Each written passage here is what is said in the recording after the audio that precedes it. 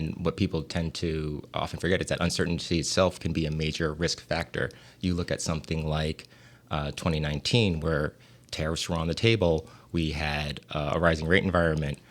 So much of that uncertainty actually weighed on investors so much that treasuries caught a bid, and inflation expectations actually started to reduce, despite the fact that, similar to today, we had a slew of tariffs that were set to implement.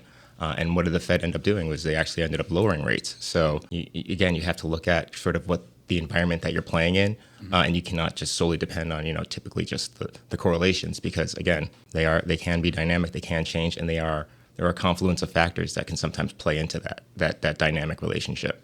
Definitely. And something that comes to mind, as we talk about how the correlations do change over time is the advent of credit quality and how that can act differently in different environments. So if the economy is humming along, high yield credit or lower quality debt, that can do well. That obviously yields more, and then that can change very quickly. When we see the economy start to slow in some instances and deteriorate, that's where high yield bonds start to act a lot more like stocks, and that's a big reason why we don't include them in most client portfolios, because we know that they're likely going to be correlated in some sort of downturn.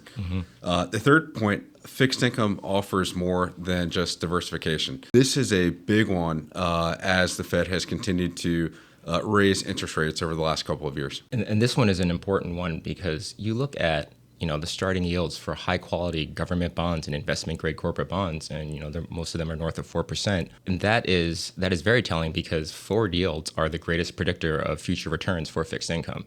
There's not a whole lot of fundamentals or valuations that need to go behind that. It is what it is. Whereas with equities, there are growth scares, there's fundamental issues, there's investor worry, there's key man risks. Those also can all play into intrinsic values of equities. Whereas again, with bonds, what you see is what you get. There's that pull to par. Bonds always eventually will return to face value. So price return plus income yield, you get a pretty nice total return. And you're even seeing that in sort of the differential between the earnings yield of the S&P and the fixed income yields, where you're actually getting more with an all-in yield for fixed income than you would be getting from the S&P earnings yield right now.